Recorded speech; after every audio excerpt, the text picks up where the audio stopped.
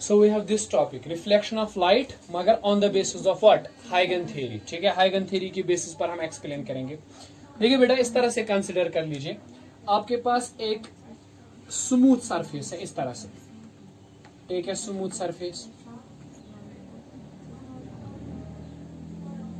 इस तरह से। ठीक है, अब मान लीजिए यहां से एक वेव फ्रंट ट्रेवल कर रहा है like this. Okay, see there is a wave front which is travelling like this, इस तरह से आ रहा है, and it is then incident on this surface. Okay okay, let me draw it.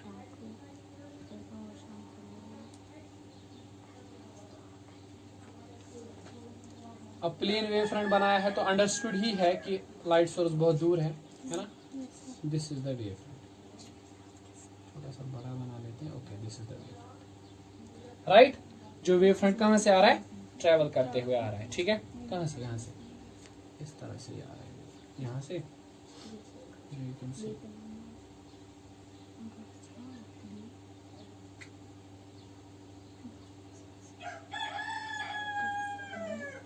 Okay, इस तरह से ये वेव फ्रंट आ रहा है। ठीक है, दिस इज द डायरेक्शन। उसके बाद क्या होगा इस वेव फ्रंट को, जैसे ये यहां से आया और इस सरफेस के साथ पूरा टकरा जाएगा इस तरह से, है ना। ठीक, और जैसे ही ये वाला पॉइंट इस तरह से टच करेगा इस इंटरफेस को, तो ये हो जाएगा रिफ्लेक्ट। कैसे, इस तरह से, है ना। ठीक, फिर से सुनो, एक वेव फ्रंट ऐसे आया,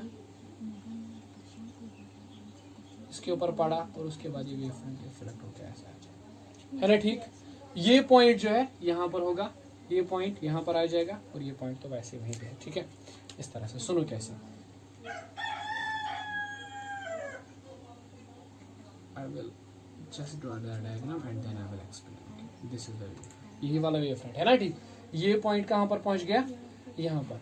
ये वाला पॉइंट कहां पे पहुंच गया, यहां पर। ठीक है, और ये वाला पॉइंट कहां पे पहुंच गया। Okay, this is here, am I right. ठीक है, तो हो गई बेटा आपकी रिफ्लेक्शन इस वेव फ्रंट की। ठीक है, ये रिफ्लेक्ट हो गया ये वेव फ्रंट, है ना। ठीक, पहले तो ये समझ लो, यहां से वेव फ्रंट आया ऐसे, और जैसे ही वो इसके साथ टकराया उसके बाद वो रिफ्लेक्ट हो गया। ठीक है कि नहीं, है ना। अब जरा सोचो, late us say this is the surface ex prime. Okay, या एक्स वाई ले लेते हैं, कोई इशू नहीं है। ठीक है, अब ये जो पॉइंट है जहां पर ये इसके साथ टकरा रहा है, लेट मी से इट इज पॉइंट ए, और let us say this wave front is A B. Okay, A B is the wave front, है ना। और वो जब रिफ्लेक्ट होता है, this is C D. We can say C D, A B and C D are actually same wave front. ये incident wave front है, ये रिफ्लेक्टेड वेव फ्रंट है। ठीक है, let us consider this point as P and this intermediate point as Q and this one as R. Okay? यार ऐसे ही simple है। ठीक है, अब जरा मुझे बताओ, अगर यहाँ पे नॉर्मल में ड्रॉ करूंगा, what is this angle? Incident angle with which the wavefront is incident. ठीक है, अगर नहीं आ रहा है समझ, कोई मसला नहीं है। This is the incident angle, this one. Okay? क्योंकि वेवफ्रंट इसी एंगल पर इंसिडेंट है ना, और ये वेव फ्रंट इस तरह से रिफ्लेक्ट हो रहा है, तो this is the reflection angle, this whole angle, है ना। ठीक, is that clear. Okay, so shall we proceed. Okay, तो देखिए ये वेव फ्रंट कब इमिट होगा, जितना टाइम इस पॉइंट को, यहां पर जो पॉइंट है, इस पॉइंट को ए से लेके डी तक लगता है, उतना ही टाइम लगना चाहिए बी से सी तक, और उतना ही टाइम लगना चाहिए पी से आर तक। ठीक है कि नहीं। सोचो अगर ऐसा नहीं होगा, है ना, सपोज के तौर पर पॉइंट बी को पॉइंट सी तक जाने में कम टाइम लगता है, और पॉइंट ए को ज्यादा टाइम लगता है पॉइंट ए तक, तो ये पूरा का पूरा वेव फ्रंट यहाँ पे नहीं आएगा। ठीक है, कुछ पॉइंट्स तो आ जाएंगे, लेकिन कुछ पॉइंट्स अभी नहीं आएंगे, उनको टाइम लगेगा आने में। समझिए ये बात। असल में वेव फ्रंट क्या है, these are all the points, बहुत सारे पॉइंट्स हैं। ठीक है, इस पॉइंट को यहां तक आने में सपोज 2 मिनट लगते हैं, 1 सेकंड लगता है, सपोज 1 सेकंड में यहां पहुंच गया। सपोज इस पॉइंट को यहां तक आने में 1 सेकंड नहीं लगता है, 2 सेकंड लगते हैं, तो ये पॉइंट तो आ गया होगा, लेकिन इसको आने में टाइम लगेगा अभी। ठीक है, मतलब वेव फ्रंट एक साथ नहीं आएगा, यहाँ पे कुछ पार्टिकल्स पहले आएंगे, उसके बाद कुछ, उसके बाद कुछ, उसके बाद कुछ, उसके बाद कुछ, है ना। ठीक, लेकिन यार जब तक वो बाकी लेट से जो आने वाले हैं, जब वो आएंगे ना, तब तक वो बाकी तो निकल चुके होंगे ना, तो वेव फ्रंट कभी कंप्लीट नहीं बनेगा। ठीक है, अगर वेव फ्रंट को ट्रूली में रिफ्लेक्ट होना है, तो सारे पॉइंट जो इट वेव फ्रंट पर है, they should take same time to reach on this point, this wave front. है ना। जितना टाइम ए पॉइंट को लगेगा यहां तक आने में, उतना ही टाइम बी को लगना चाहिए यहां तक आने में, उतना ही टाइम पी को लगना चाहिए यहां तक आने में, उतना ही टाइम किसी भी पार्टिकल को लगना चाहिए यहां से इस वेव फ्रंट से इस वेव फ्रंट तक आने में, तभी ये वेव फ्रंट ट्रूली रिफ्लेक्टेड होगा। अगर ऐसा नहीं हो रहा है तो the wave front will not be truly reflected, there will be no reflection. Okay, अरे यार मैं आपको बोल रहा हूँ ना, इमेजिन करो कुछ पार्टिकल्स पहले आ गए और बाद में कुछ आ गए, तो आधे पार्टिकल्स यहाँ पे पहुंचेंगे, आधे तो अभी नहीं आए, और जब तक वो बाकी आ जाएंगे तब तक वो पहले वाले आधे तो निकल चुके होंगे, ठीक है कि नहीं, है ना। सो रिफ्लेक्शन उस केस में कंप्लीट नहीं हो जाएगी, ठीक है कि नहीं, है ना। Let us say the speed of light is v in this medium. Okay, what is the speed of light, it is v, ठीक है। अब चूंकि medium is not changing, medium change नहीं हो रहा है, so speed of light will be v, है ना। इंसिडेंट स्पीड और reflected speed both are same, they will be v, है ना डी। अगर b से लेके c तक टाइम लगता है t, तो a से लेके d तक कितना टाइम लगना चाहिए t, p से लेके r तक कितना टाइम लगना चाहिए t। मैं नहीं बोल रहा हूं p से लेके q तक, नहीं, p से लेके r तक। हमें देखना है जो पॉइंट्स इस वेव फ्रंट पर है और वो जो पॉइंट्स इस वेव फ्रंट पर है, they should take same time. Okay, जितना b से c तक टाइम लगना चाहिए, उतना a से d तक टाइम लगना चाहिए, उतना p से r तक लगना चाहिए, उतना किसी भी पॉइंट को यहां से यहां तक जाने में लगना चाहिए, है ना, ठीक। तो जरा बताइए, टाइम टेकन बाय लाइट या time taken by wavelet to reach from B to C, B से C तक कितना टाइम लगेगा, जरा बताइए। T that is equal to distance BC divided by velocity V। Okay, है ना, velocity distance by time, time is distance by velocity, है ना, ठीक। और उतना ही टाइम कहां से कहां तक लगना चाहिए, AD बाई V। तो इज दैट क्लियर, ठीक है। तो T किसके बराबर होना चाहिए, तो आप देख सकते हो यहाँ पे V और V कैंसल होगा, which means that BC will be equal to AD। Whatever is the distance from B to C is the distance from A to D. Okay, the distance is same, right? यहां तक तो clear है ना, ठीक है। अब जरा मुझे बताइए, same time taken from P to R, P से लेके R तक कितना टाइम लगेगा इसको, T that will be equal to PQ plus QR divided by V, है ना, ठीक। अब ये पूछोगे सर यहाँ पे पॉइंट क्यों आया, अरे यार बीच में ये 1000 पॉइंट्स क्यों ना आ जाए, but the time from P to R should be same as that other wavelets, है ना, ठीक। मतलब कोई फर्क नहीं पड़ता इस पॉइंट से मुझे, है ना, ठीक। जो भी पॉइंट यहाँ पर है उसको बराबर उतना ही टाइम लगना चाहिए यहां तक आने में जितना बाकी पॉइंट्स को लग रहा है। अब मुझे उससे क्या, ये बीच में कितनी बार सरफेस के साथ टकरा है, कहां पर टकरा है, आई डोंट केयर, है ना, ठीक। इसको टाइम लगना चाहिए सेम, इज दैट क्लियर, इतना तो ठीक है ना, इजी है, ठीक है।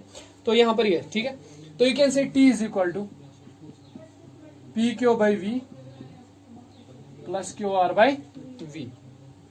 ओके, चलिए बेटा इसको हम इक्वेशन मान लेते हैं, ठीक है। अब जरा बताइए नाउ,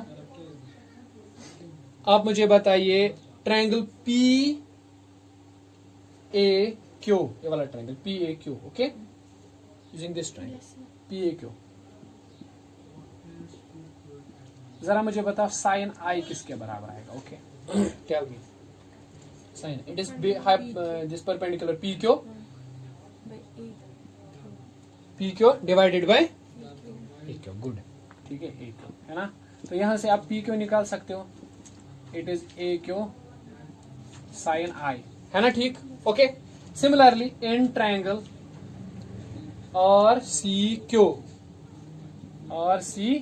जरा मुझे बताइए साइन R किसके बराबर आएगा, sine R it will be QR and QR by QC, which implies QC is nothing but QR is nothing but QC sin R, am I right? है ना, ठीक। तो चलिए आपको इस इक्वेशन में PQ और QR का वैल्यू चाहिए, PQ भी मिल गया, QR भी मिल गया। अब इसको यहाँ पे सब्स्टिट्यूट करके देखेंगे what is the final result. So substitute कीजिए जरा PQ और QR का वैल्यू यहाँ पे, तो what you will get, T is nothing but its PQ, that is AQ sin I divided by V plus, and what is then QR is okay QC, okay, QC sin, okay, T will be AQ, okay, sin I divided by V plus QC. Okay. Can I write QC as AC minus AQ? है ना? I can write it geometrically AC minus AQ sin R. Okay.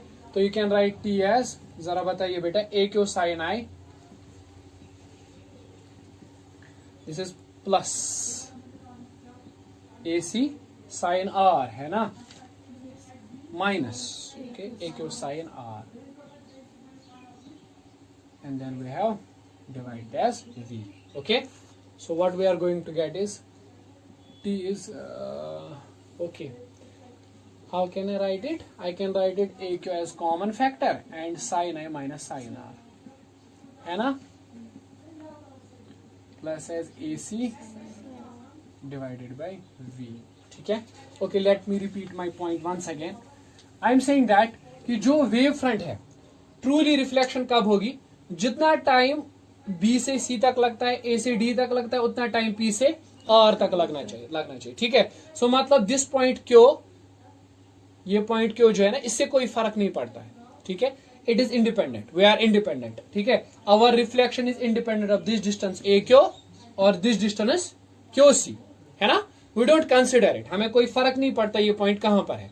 ठीक है. सो हम क्या कर सकते हैं, हम कर सकते हैं इस वाले फैक्टर को sine I minus sine R को इक्वेट टू 0.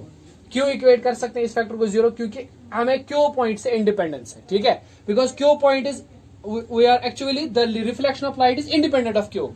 अगर ये पॉइंट क्यू यहाँ पे नहीं होता, यहाँ पे होता, मतलब ये रिफ्लेक्शन इस तरह से होगी, पॉइंट यहाँ पे आता फिर रिफ्लेक्शन होगी, तब भी उतना ही टाइम लगता है P से R तक जितना अभी लग रहा है. अगर ये पॉइंट यहाँ पर होता तो तब भी उतना ही टाइम लगता. तो इस क्यू पर तो फर्क डिपेंडेंट ही है ना reflection, so its coefficient should go 0. ठीक है. तो it means that sine I should be equivalent to sin, sin and sin cancel, which is I should be, this is the second law of reflection. Okay, this is the nothing but law of reflection. Okay, so we are able to explain the law of reflection on the basis of Huygens theory. Okay.